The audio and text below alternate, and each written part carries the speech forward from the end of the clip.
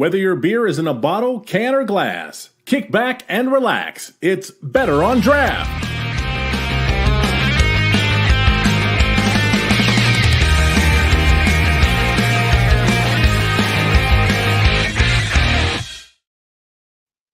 Hey, still haven't updated that intro video yet. We'll do that one of these days. Episode number 343 of Better on Draft.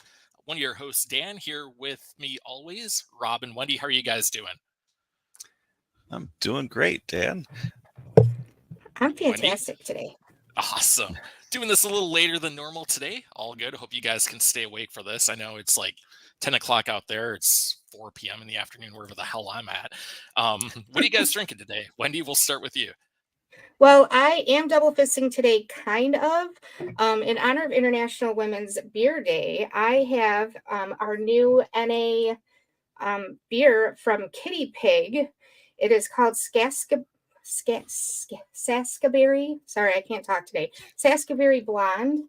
It is a collaboration between the front woman for We Are Pigs and the all-female metal band Kitty that offers NA beer for metalheads at music festivals and venues. That's their goal. I did a review of it on TikTok last night on the Better on Draft channel, and I just thought it would be really awesome to drink it today in honor of International Women's Day. Excellent. You said that's an NA beer? Mm-hmm. Excellent. Yep. Rob, what about you? Oh, go ahead, Wendy. Sorry. No, that's okay. Does it have Saskatoon berries in it? Is that the Sask It does. part? Okay, neat. The thing is I don't know what Saskatoon berries taste like, so I just know that it's a berry flavor that I enjoy. Yeah, I've only ever had it as jam. I didn't even know it was a thing till right now. Yeah, I had to look it up. Rob, go ahead. I am drinking a Weizengut from Beer Brewery, which is just, I think the first domestic Hefeweizen I ever had, and I absolutely love it. What's it called? One more time? Weizengut. Amazing name. And because I'm being basic as hell, I'm drinking a Guinness because it's what I had in the fridge here.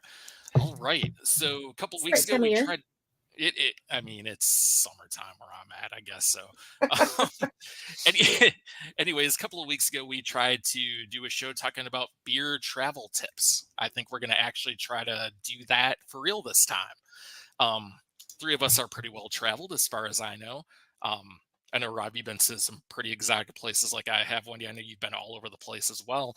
Let's talk about some of the best beer traveling tips that we have, because I know a couple of good ones, even that what happened to me, not traveling, but at home. But it's we'll get to that in a little bit. So, Rob, I want to start it with you. Wendy's been here for a while, as I have. We talked about our travels quite a bit. I want to hear about some of your tips and some of the things you've come up with. Sure. So I've got a few of them. One is not being shy to ask on beer communities, especially larger beer communities, when you're going someplace. Either people have been there already or people live there, and sometimes that works out and you get to meet people that way too. But the other thing that I will do, my travel pattern is usually that I am traveling for work most of the time. That's the case. And I usually find out on Thursday or Friday where I will be on Monday when that happens. And so there's not much lead up time for it. So I will usually figure out if there are any breweries near where I'm working, the customer site specifically, and those will go on the list immediately.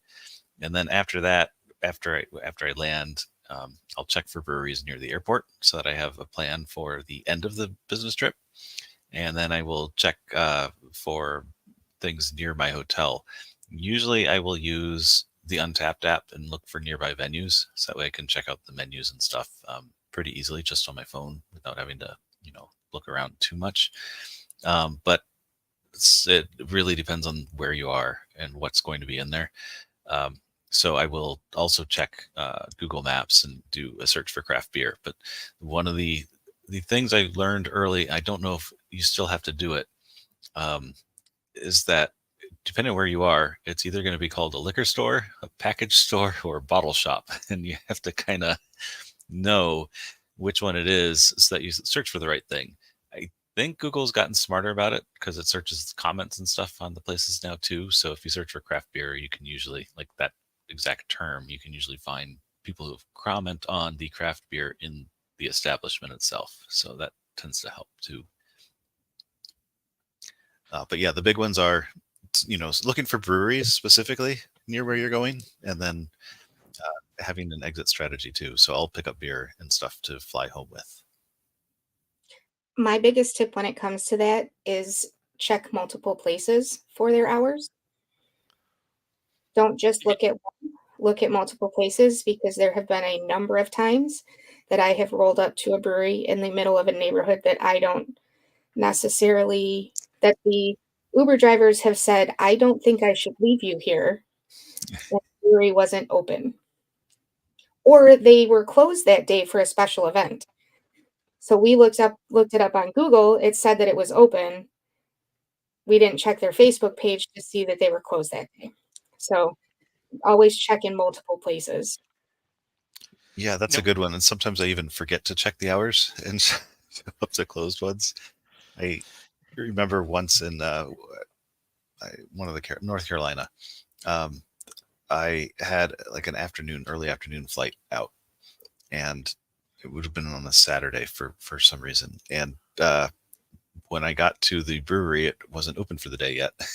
So I found a nice park nearby, and I just kind of went for a walk in the park for a while until it opened. You didn't drink in the park? That's probably what I would have done, but I guess I'm not everyone. You bring up a good point about double checking the time. So there was a brewery actually not too far from here I was going to go check out. I saw that they're open on Friday. They were closed like during the week, and then I saw they open on Friday. I'm like, oh, they're open during the weekends. No, they're only open Friday from 4 to 8 p.m. I don't even know what's happening over there. It's got to be a front for something else, but you definitely do need to check, because otherwise you end up in a park with a paper bag doing, I don't know, whatever I would do there with a paper bag. Maybe it's a side hustle for him. Maybe. I mean, like it's one guy doing the brewing and he has to work a day job still. That's entirely possible. But like it was like dead. There was no one there working, so I don't know what they're doing over there. Hopefully it's something good, because if they're only open for 4 hours, they better have a line out the door, right? To make sure that that's going good. Now, Rob, didn't you tell us before briefly that you ended up going to a brewery that didn't exist? Yes, that was in South Africa, of all places. So yeah, that was one where I didn't have much of a list.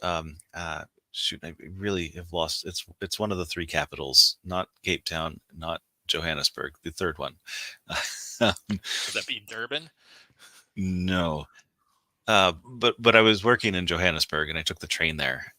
They have a very nice freedom museum that I ended up walking over to. It was quite a few blocks. It was neat. It was very interesting.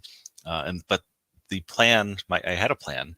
I knew a good beer bar, and I had looked up a brewery. I did actually look up the hours for that one, and they claimed to be open on that weekend.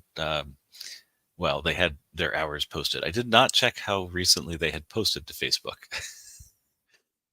It was not Bloemfontein. According to Google, the three capitals are Cape Town, Pretoria, and Bloemfontein. Okay, so it wasn't Johannesburg. It was Pretoria was where I was. Okay. Yeah. And so I took an Uber to this brewery, and it was a hike like on the edges of Pretoria. And I don't know how familiar you are with South Africa, but I was there the weekend. Well, this was that same weekend. The day before, I drove out to an elephant sanctuary. A friend told me, drive out to this elephant sanctuary. My brother will meet you there. Well, then his brother got invited to a bachelor party, so he couldn't come. But I went to the elephant sanctuary anyway. And as I'm driving out there, there's all these signs, don't stop because this is a kidnapping zone and stuff like that. And there's all these like dirt trails right near there that we're not. Yeah. So anyway, I was already a little nervous about traveling around on my own. But then here I am in this Uber going out to the very edge of Pretoria, and we're just down this long road that parallels the highway. And we get basically to the end of it. It's an industrial type of road, and I'm used to breweries in industrial areas. That's pretty common. But when we get there, it's just a gate, and the gate is closed, and there's no signage or anything. And yeah, that brewery just no longer existed. The Uber driver waited for me, and then I put in the beer bar that I had on my list, and so he waited until that came through to the Uber so he could accept it because he was the nearest one, and off we went. So he got paid twice that way. But yeah, Do you find that Uber drivers are more accommodating when it comes to stuff like that in other countries than they are here? I've had 2 experiences that I would say were weird like that, and yes, they have both been very accommodating. Because I have had Uber drivers that just left us in the middle of nowhere because he's like, I'm sorry, I have this other fare I have to go get. So you're kind of Yeah, SOL. Because they'd already accepted another fare before they dropped us off. Exactly. I could see that if they'd already accepted it. Yeah. Yeah, but where I was in Pretoria, I doubt another fare was coming in. Oh boy, yeah, he could have left you there. I mean, what did you do? Were you like wandering around the place aimlessly? Like, where No, is this? It's like, I didn't even get out of the car because it was a gate with no signage. Like, I did double check the map and stuff, and yeah, we were in the right place. it was probably behind the gate. You just had to go through and see it. I mean, you were right there. That's the other thing about South Africa is all of the neighborhoods and stuff are fenced with security and things. So gates are pretty common. It's normal to have a gate, but it's not normal for the gate to be shut that tight with nobody there, no signs. It was like See, that brewery in St. Martinburg that I went to, where I had to go and peek in the gate to see that there was like a rug and a stairs going to the upstairs. oh boy. Yeah. What kind of sketch was that? I was by myself too. There was a big sign that said brewery tour parking here, but nowhere looked like a brewery. So I finally saw like a gate that was open between 2 buildings. And I went and looked and I'm like, oh, there's like one of those fake grass rugs and a little potted palm tree and then stairs. So I go and I look up the stairs and I see there's a door up top. So I just walked up the stairs the whole time going, please let this be a brewery. Please let this be a brewery. Because I was by myself. It was a good 40 minutes from the taxi ride from the port where this brewery was. Yeah, it can get dicey like that. Yeah, I don't know if I would have been walking in there. I was like, like that's kind of scary. Where were you? Where else was I going to go? Oh yeah, that's a good point. Was this was in Haiti? No, this was in Martinsburg. Hang on. I'm going to look it up now because I know I'm saying it wrong. No, it's the one where there's the Dutch side and the French side. The beer bar that while she looks that up, the beer bar that I went to after, they let me know that the day that I was at the Elephant Sanctuary was the same day they had their first craft beer festival. Oh. So I just missed it. If I'd switched my days, I could have done that. At the Elephant Sanctuary? No, it was at it was at a park near this beer bar. Oh, gotcha. Okay. I was like, who's going to the beer festival at the Elephant Sanctuary, especially with kidnappings? Like, sounds like a good time. Yeah. After the Elephant Sanctuary, I went to it was an airport themed brewery. They had a bunch of like broken airplanes and things, but a helicopter landed while I was sitting outside drinking my beer. And it was neat. You see the most messed up things in that country, I swear to God. It's like they don't know how to life. Like, oh, here's our airport themed brewery with broken airplanes. Like, all right. Yeah. But you definitely do, talking about the finding out if it doesn't exist anymore, if it's there. There's this brewery, it used to be there, kind of in central Arizona in the middle of nowhere down a bunch of dirt roads. It was called Barnstar Brewing. And like, it was like 10 miles down these dirt roads to get to it, like on this ranch in the middle of nowhere. And the worst thing is, they would only be open on the weekends. So like Saturday and Sunday. and they were terrible at communicating. So one week, I think it was towards the end of 2020, actually went up there, and they just decided not to open. They didn't tell anyone. They didn't post anything. People were showing up, and they just weren't open. It's like, oh, sorry. And it's one of those destination places because no one, I mean, Prescott's close to there, but you got to drive through windy roads and through a whole bunch of stuff to get there. And it's just like, oh yeah, sorry, we didn't decided not to open today. And lo and behold, they're out of business now, which is too bad because apparently the beer was really good. But that's the kind of thing you end up with some of these backwoods type of things going on. Wendy, did you figure out where that inconsistent hours help with that too? Because that drives people insane, and then they say bad things even though their beer is good. St. Martin. It was SXM Brewing in St. Martin. They actually took me to the wrong brewery. The taxi driver did, and dropped me off in this parking lot. And I was like, okay. So, but the owners were really awesome. The owner's girlfriend actually drove me to the next brewery. So that was kind of cool. I told her I was going to walk, and she goes, yeah, I think I'm going to give you a ride. Why weren't you walking? Why didn't she want you to walk? It's none of my business. I took the ride. Oh, and I had a friend that was meeting me at the next brewery with a taxi. So, yeah. Now, I'm kind of curious because I've never been. That's the Caribbean. What kind of beer do they make down there? You can usually find quite a bit of different things. It's usually a lot of lagers, later beers. I found a stout on Tortola. I was really excited about that. They had like 4 or 5 different beers, but they were also the ones that the guy had told me he'd been working there a few months, and he hadn't gotten the chance to make beer yet because they were out of hops. And they were waiting on a hop shipment. Yeah, that's life of living on an island for sure. Yeah. Yeah, it always kind of sucks, it's good that you find other kinds of beer there. It always shocks me the different styles of beer you can find in Hawaii, especially when most of the breweries aren't in a touristy area. So you're always at least I am, expecting lagers, pilsners, like every terrible kind of beer you could want. Kind of like when you go to Mexico, it's like, what style of Mexican beer do you want? It's like, all right, I'm over the Corona. Give me something else. Now I'm curious. Oh, go ahead. I have to disagree with that because I have a friend that runs a craft beer bar in Cozumel. And the reason that I'm actually friends with him is because we went in there while we were in port on a cruise one time. And there were 6 of us, and we all ordered a different local beer. And there was quite a few different styles. I was really impressed with the beer that they had for us to try. Now, I've never been to Cozumel. My one experience is down in PDC, Playa del Carmen.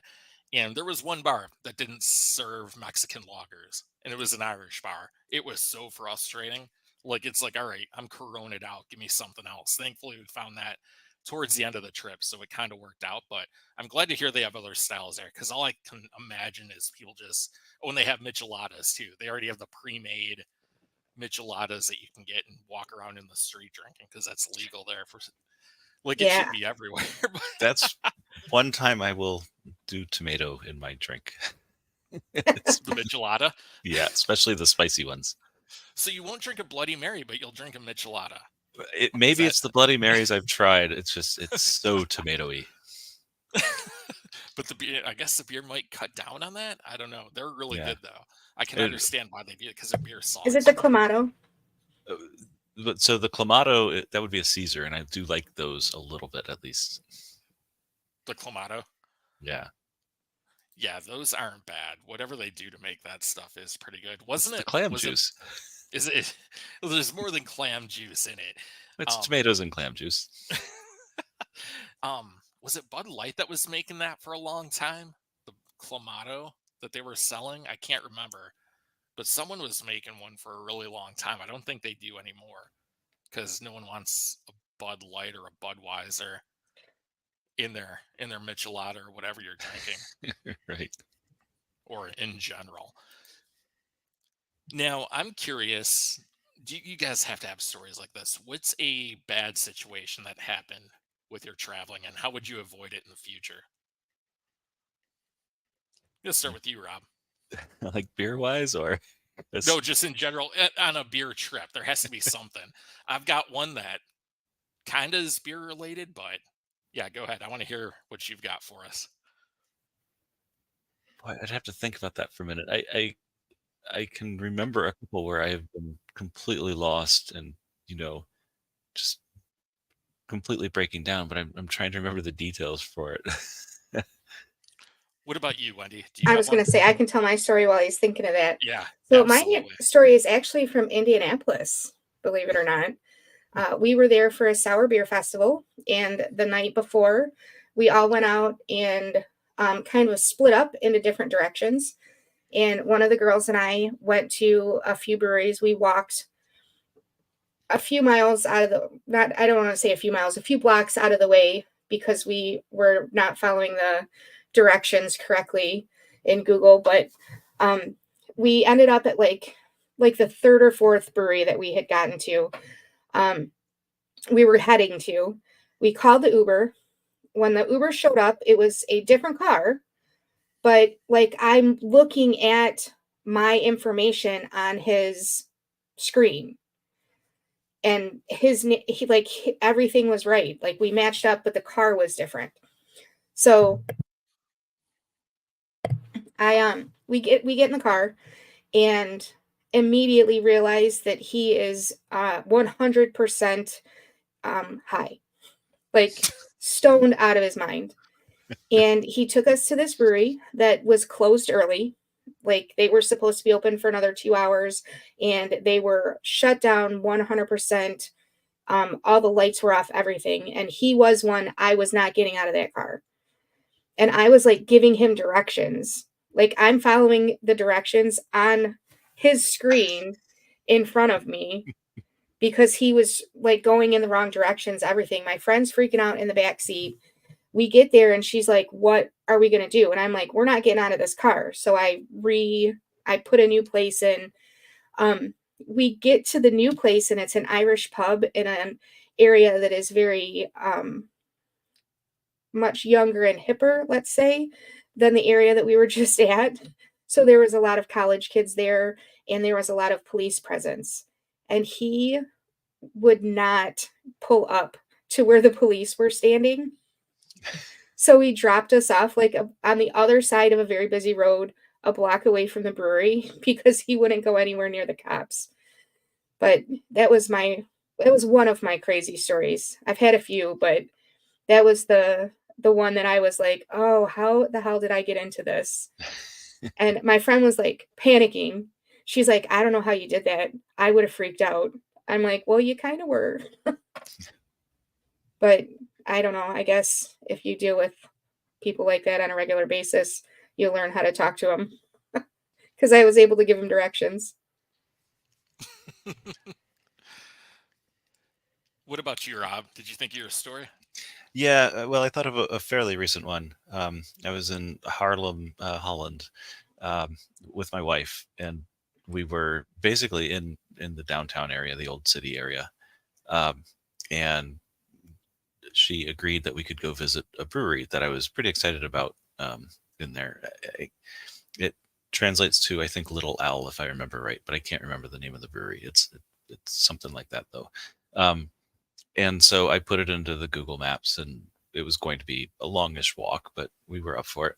And when we're almost there, I noticed that this was the production brewery and they weren't open to the public. And so it was really hot. We were both getting really thirsty. It was not a fun trip out there. It was not a scenic. I mean, there was the canal that we could walk along, which was nice, I guess, for a while, but it was still hot and the sun was beating down. It wasn't great and totally self-inflicted. And so when I found this out, yes, I had to break the news to my wife. That wasn't great. And then we went and found a bus stop and rode the bus back into basically where we started. And the brewery tap room, which was open, was pretty much right where we had started. So, oh, good Lord. Yeah, for whatever reason, it did not show up in my Google search. It's funny you say that because I know up in I can't think of the city it's in. When you'll know where Shorts Brewing is at. They've always had a problem with people ending up at the production facility versus the actual tap room. I don't know if they still do, but for a long time it was a thing. And apparently they had people walking in all the time, being like, oh, and I'm in the wrong place, because they end up walking into the production area instead of where they were supposed to be. Yeah, I'm sure they still have that problem. They've expanded that place too. I don't know the last time you've been up there, but I was like shocked at how much bigger it is than what it used to be, as far as where you actually go, not the production facility. So I've got a fun story. This isn't like brewery specific, but this is perfect when you're traveling. If we're talking about traveling, especially for beer, is make sure you have some way to keep your phone charged. And I'm going to tell you why. Especially if you're out drinking and you're not familiar where you're at, or you don't know, if you don't have your phone, how you will get back if you don't have it. So showing my age, went to see Jerry Cantrell probably about a year and a half ago. No big deal. My phone's in my pocket. Something caused it to stay on, keep the screen on, and it ended up killing my battery. Now I'm about 15 miles from home, maybe at that point. And here's the issue. I couldn't call it. I took an Uber. I couldn't call an Uber. And the light rail was down. There's a light rail, if you're familiar with Phoenix. It runs from Phoenix to the East Valley to the West Side, that sort of thing. And that was down because of the Innings Festival. It was the end of the year and a spring training. They have this huge concert. So because I didn't have a way to charge my phone, I was in kind of a tough spot. I ended up actually having to walk to the airport and get a taxi. And there was one taxi left because it was like 1 a.m. So what should have been a 20-minute trip home maybe ended up taking 2.5 hours. So that's the biggest travel. And I'm sure you guys have had other stories when you're traveling like that too. Always make sure your phone's charger have a way to charge it, because if you don't know where you're at or don't know how to get around, it's going to put you in a really bad spot. And it's hilarious to think back. It's like, man, I should have been home hours ago. And it's like, I don't even know what I was doing. I had to be up at 6 a.m. the next day, and it's like 1:30. So always a good time with that. What other kind of travel tip? Oh, go ahead, Rob. So one of the tips there would be that you can go into most hotels and just go up to the desk, and they will have a charger that fits your phone. Even, back in the day when every phone had its own charger, there is a very good chance somebody left one in a room. And they're not going to ship it. So now that people are using mostly one or two types of chargers, the phones are, then it's even, you're pretty much guaranteed. You can even do it at most bars anymore. Just say, my phone's dead, and they will have a charger there. Well, it doesn't help when you're like 7 beers deep too. No, by the time the end of the show's over. Or one of the servers will have a charger for your phone if they don't have their own stock back there. Yep. Well, good to know now. I've had that so happen. That's something to keep in mind when you're in another country, in another state, or just down the road from your own house. When you're going around, because it can turn real. It's ridiculous how dependent we are on those things these days. We all grew up, without that. It's hard to imagine doing that again. These kids these days don't even understand what life was like before the internet. So remember making reverse phone calls, and you had to say like a whole sentence in the time where it says state your name. Yes. Oh yeah, you totally because your mom would never pick up the pick me up, Mom, I'm ready. Never pick up the phone and be like, I'm at the park. Yeah, now find a payphone to do that with. That's hard. So you're calling from a payphone. Yeah, I forgot all about that. Those are the good old days. Now, what other travel tips do you guys have? I know you're both well traveled. We've talked about that. Rob, you had shared something about finding your bed. Yeah. Yes.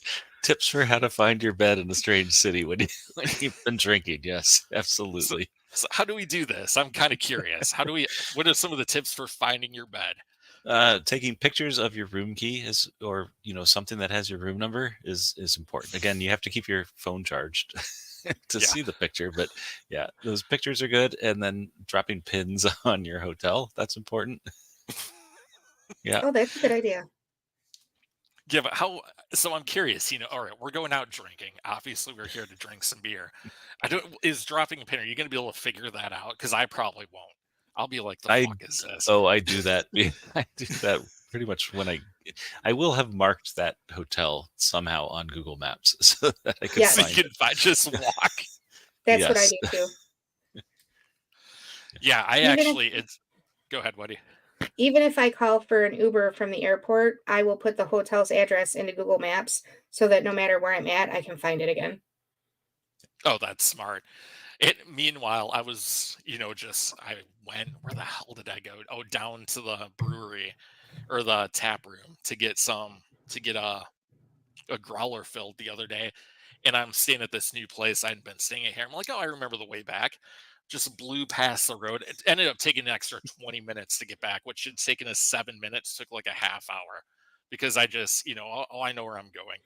So no, didn't put anything in the map, had to pull it up, found out I was way far away from where I was supposed to be. I'm like, this doesn't look familiar. And then, yeah, so good tip. Maybe I need to start writing some of these down because I apparently don't do any of this and it shows.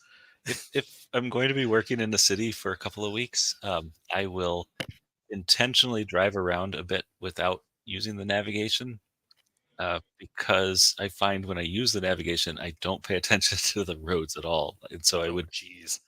have no idea like road names or any of that stuff because I'm just oh, I've got about a mile to go until I turn up here, rather than oh, okay, well there's a Sears. Well, there aren't Sears anymore. There's a there's this store or that store over there, and oh, there's a White Castle across from a Wendy's, and you get some landmarks when you don't navigate.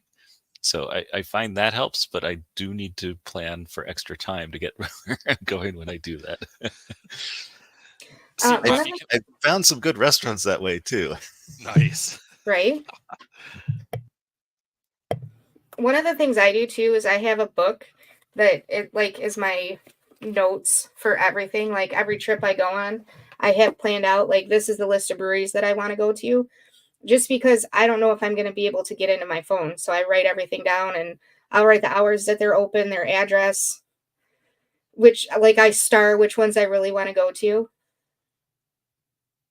God, you guys are so organized. I feel like what am I even doing in life these days? Well, Like I don't do any of that. My phone dies. I don't know how to get home. Like I'm just riding around aimlessly. well, I don't know when I'm going to get back to where I'm at, so I want to make sure I make the most of the time when I'm there. So, and I plan when I go on cruises, I plan all of my excursions and everything around the breweries that I can hit while I'm there so that I can maximize any brewery time. My friends are very nice about that. Sometimes they don't want to go and they meet me later, but for the most part, they understand that I really want to hit the breweries, so I'm going to at least hit as many as I can. Now, I've never been on a cruise. I'm sure a lot of people haven't. How long do those stops usually last when you go somewhere? Oh, could be anything from 3 hours to 12. It depends on the stop and what's going on in the ports. Okay, So so I you think, have to yeah. get it down to specific timing Oh, yeah. when you get to one of these. Yeah, when I was in Juneau, I could not do any other excursions because of the time that it took to get into town and the time it took, because once you got into town, they took you by bus over to Alaskan Brewing to their facility for the tour. So that was a good 3-hour run right there. And then you're spending an hour there, hour to 2 hours, depending on what your tour was. I don't remember how long we actually spent at the brewery, but yeah, it was definitely something that needed to be planned out. So I planned my excursions for other places where we had more time in town. Yeah, I'm totally going to be, if I ever go on a cruise, a person that misses the ship when it leaves and then just don't know what to do at that point, because that'll fit right in with everything else that I do. Be like, oh, you see it like taking off as you come back up. I can absolutely see that happening. I have totally seen people missing the boat as we were pulling away. Oh, geez, what do you? It's devastating because they have to pay for their airfare home. I don't even know what happens. Like they're stuck. They will leave you.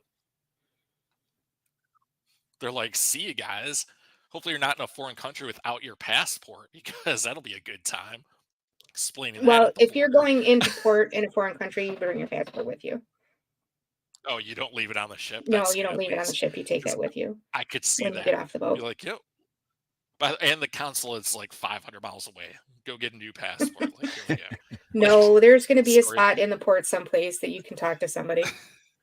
What about you, Rob? Have you ever done tours like that with cruises? No, I've never done a cruise. I have some interest. I've done the inclusive resorts. I like those. Those don't usually have craft beer. Yeah, those are gonna. Yeah. Here's your Corona and your Corona Light. El Yeah, I've Presidente. seen that El exactly. Presidente. Yeah, El El Presidente. Presidente. We were I've hoping for Modelo. And I've we got seen El some Presidente. aimed at craft beer or having like craft beer weeks type of a thing, but I've never done that. That's when they had the Modelo. That's right. That's the top shelf stuff. Otherwise, Yeah. you get Tecate. Tecate is what you're drinking. That's the premium stuff. That's right. Oh, because there's no. I'm trying to think if there are all inclusives anywhere in America. And I don't think there are. That I can think of. So you're always in some foreign country where you don't want to leave anyways. Yeah. I remember looking into it. I don't remember finding any all inclusives. In the U.S., the only place I can Yeah. think is maybe Puerto Rico. There's one in Florida. Is there? There is, and it's very expensive to stay there. It's not like going to That might have been what anywhere. turned me off. I kind of had the memory of seeing one in Florida or a couple in Florida, and they had like the base rate was whatever. It was pretty expensive, but then you had to buy the alcohol option on top of that to get the inclusive part. Something along those lines. See, that's how you make people get way too drunk, because now they've spent money and they think they have to drink the money's worth. Exactly. Like, now I have to drink Jesus. $1,000 of alcohol in a week. Well, if you think about it, though, you're at this all-inclusive resort. What is there to do? You're sitting at the beach or you're sitting at the pool, and you're drinking. Yeah, that's true. Yeah. God, I never thought about it that way. Everyone's like, "Oh, these are nice places." Oh, what do you do? Drink. Like, And just you're in chill. Florida.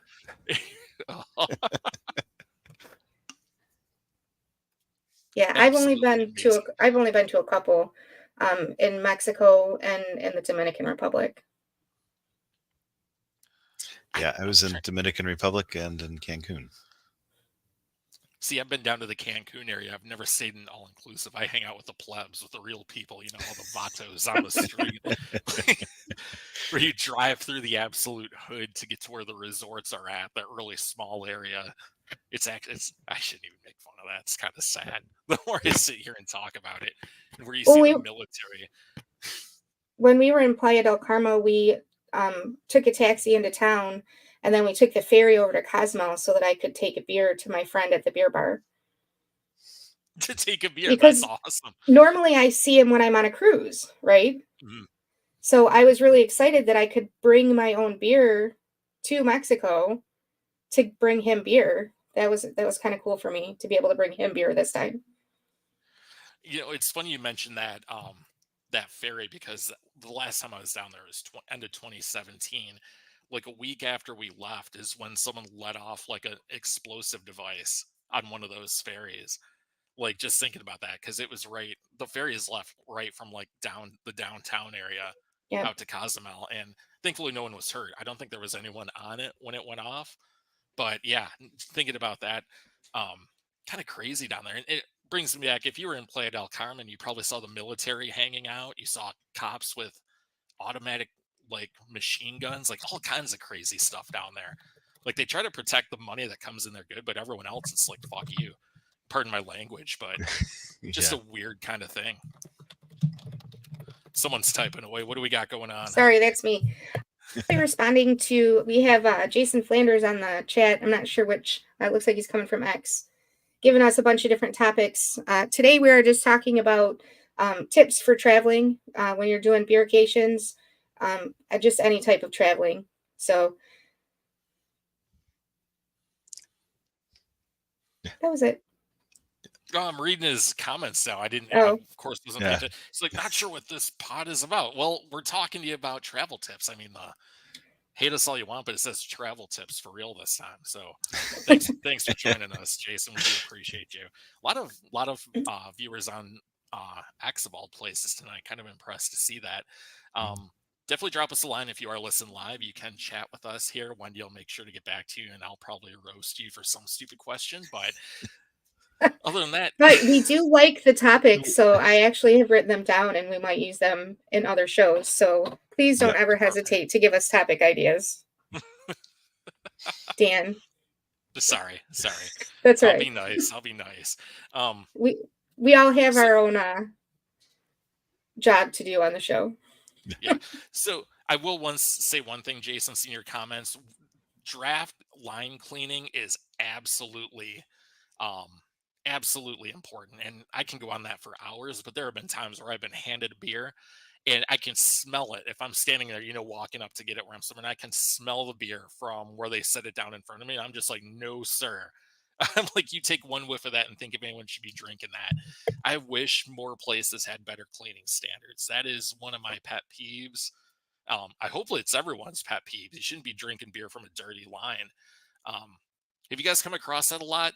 I've even come across breweries where it's like that, and I hope those breweries don't stay in business for too long.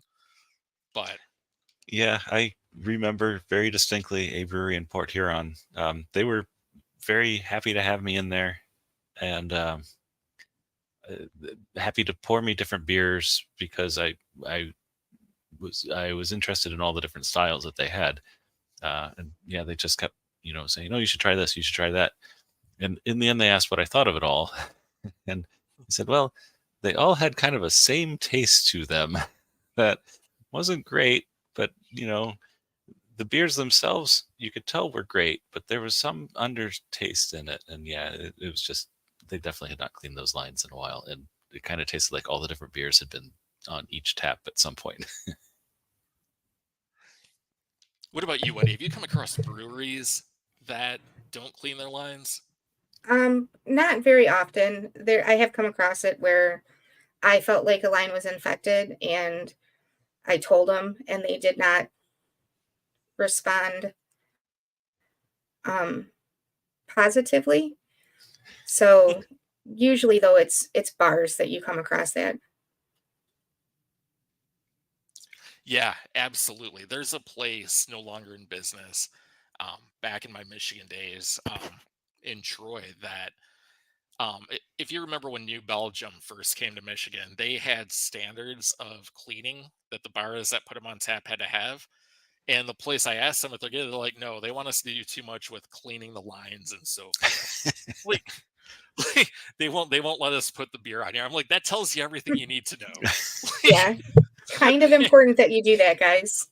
And I'm never drinking beer here again after I hear that. But you'll see some of the biggest dive bars have the cleanest lines, and then you go to the place I was talking about was actually one of the casinos in Arizona where you can smell the beer. It's so bad, the infected or whatever is in there. Standing above it, I'm a pretty tall guy, and you can smell it from standing there. Like, I'm not drinking this. It smells like fucking dirty laundry. I don't even know how else to explain that. It's just, I wish, but then they're going to charge you like $8 for beer. I wish people just took more pride in the fact that they're selling that and would actually clean those lines out like they need to be. Part of the problem is that the people serving it don't drink it. But you can smell it too. So when it's that bad, and yeah, Jason Flanders, those are the beer rangers. You are correct from New Belgium. I forgot all about those guys. I don't even know if they still use them anymore now that they've merged with Bell's. But I wish actually more companies had that. I can't tell you how many times I've had a pint of PBR, the #1 craft beer in the world, and it just tastes nasty because the line hasn't been cleaned.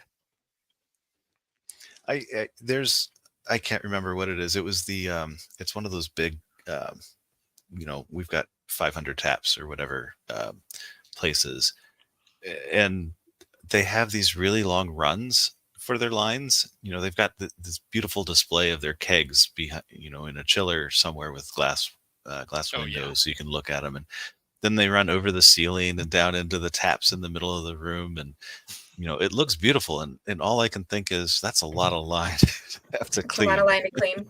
Yeah. Yeah. There's a place I've talked about a bunch of times. There's a craft beer bar right by my house where I live in Phoenix, and they shut down on Sundays once a month because they close early. I think they close at like 6. They clean the lines, and it's just a whole process because they have 82 taps, I believe, and they are not all right there. Some of them are right against the wall where the cooler is. The others are on the other side of the building. So it's a lot of cleaning. It just takes a lot of time, I'm sure. Yeah, you got to be dedicated, or you end up, with dirty lines. Yeah. Oh, yeah. Absolutely bad. So we are coming up on 45 minutes here now. I know we were going to keep it a little shorter today because we decided to get started a little late. I was too busy doing things for who knows what reason. Anyways, Rob, did you have any more tips? Anything else you want to give out here before we end it? I can't remember one now. No. I have one. So, you mentioned bringing home beer. I have been on beer trips where I made sure I brought an extra suitcase. Like I packed my Smart move. suitcase into a bigger suitcase so that I could have a second suitcase to go home. I have a Delta American Express or Sky Miles card, so I get 2 free bags. I've done that. You also need to make sure that you bring your own packing materials because Oh, yeah. stopping in at the Dollar Tree or the Family Dollar on the way to the airport, your friends tend to laugh at you that you're stopping to buy, like I'm buying toilet paper and towels and stuff and socks. She's like, you can get that stuff at home. I'm like, yeah, but I didn't think to bring it with me, and now I have all this beer I have to take home. Now, And plastic bags. oh, yeah. Because Like Ziploc bags. If one of them breaks in your suitcase, your clothes will smell like beer no matter how many times you wash them. Trust me. Well, I'll tell you what. Have you had that happen where one of them breaks in your I have suitcase? not. I had a friend that had it happen. So I've had it happen twice. Oh, geez. I haven't had a beer break open, but I've had something else break open, and Ziploc bags don't even always save you. No. It usually tends to still leak out, unfortunately. But double I'm the those guy babies up. Yeah. I'm telling you. Yeah. I'm the one I'll take. What do you bring home? Do you bring cans? You don't do growlers? I'm assuming that. No. Would be I did a No. growler once. in a Did it work? suitcase? It mostly worked. Mostly worked. So I started traveling with electrical tape, and I think that would have solved that one. Electrical tape is great for bottles. Whenever I ship anything, I put electrical tape around the caps. When I was at Sam Adams, they actually have a whole big spiel that they give during their tour about after you've gone in the sampling room and gotten to taste a bunch of different beers, they take you over to the gift shop, and he's like, before you do that, let me tell you, if you are flying someplace, buy the bottlers or cans. Do not buy the growlers. It's funny. The growler that I brought back was from Harpoon. Yeah, Oh, that's nice. even funnier.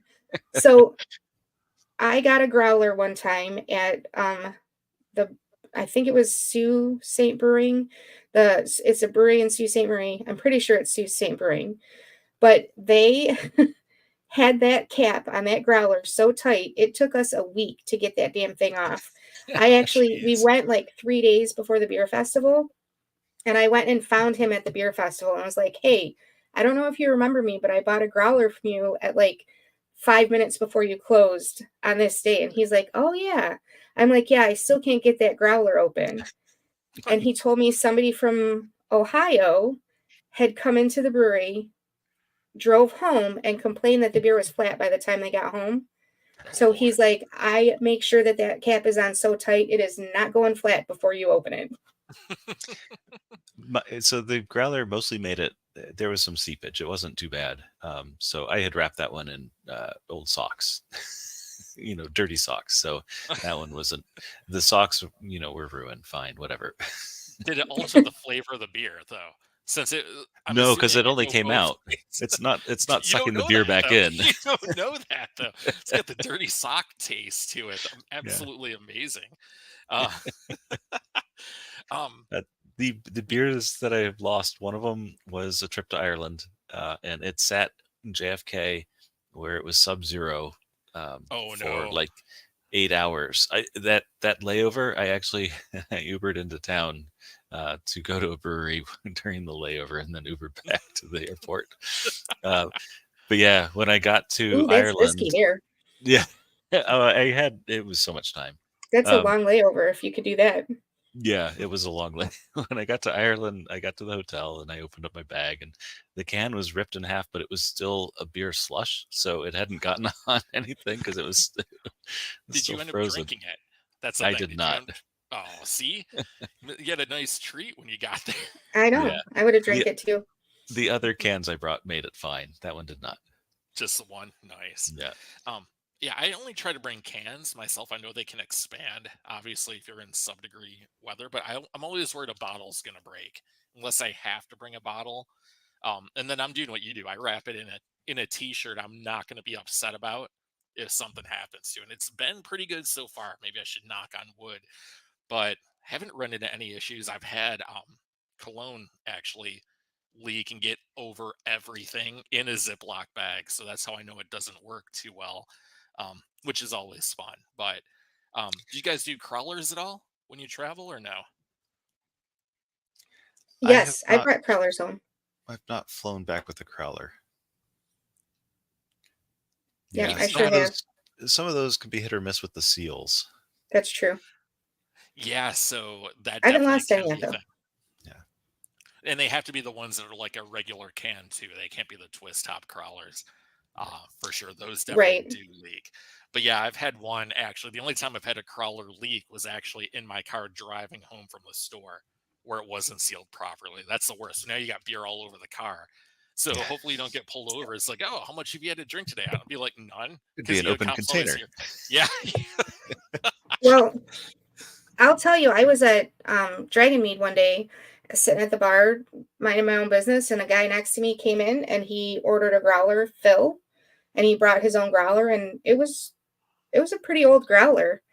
And when she handed it back to him, he didn't even he came outside to his car, came right back in and said, "This is leaking." And she held it up to see if there was a crack, and that growler exploded all over me, all over him, all over the bartender.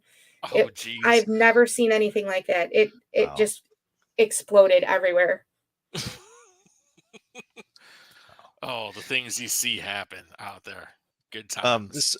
To travel with beer though, I have a couple of those wine bags for which are very nice. They have a zip top and then they have like that diaper lining stuff inside them, so super absorbent and it's padding. And so I'll put stuff in those. Yeah, that's absolutely smart. See, again, I don't know what I'm doing in life. I just throw a bottle apparently in with a old t-shirt and hope it goes for the best. One of my coworkers is going to Hunapu Day. Hunapu, the Cigar City, their big release. Hunapu, thank you. He's going to that and he's bringing us beer back because we're all working together again next week, I think. Whenever the day is, we're working together the week after that. But I had brought homebrew to the because last week we were all working together. I had brought homebrew to that, so I flew with that in the wine bags with electrical tape on the caps, and that all went fine. So I'll have to do that again. The beer trade. All right, we're actually coming up on an hour now here. I think it's about time we're going to go ahead and wrap things up. Any more tips from either of you before we bring everything to a close? No, I think I covered all of my. I mean, I don't know that they're fancy or anything. They're just lessons I've learned the hard way. That's right. Things that end up working most of the time, anyway. Right. Things that people have told me. All right, that about does it for episode 343 of Better on Draft. What is our God? Why can I never remember our line? Whatever you think of your beer, we think it's better on draft. Cheers.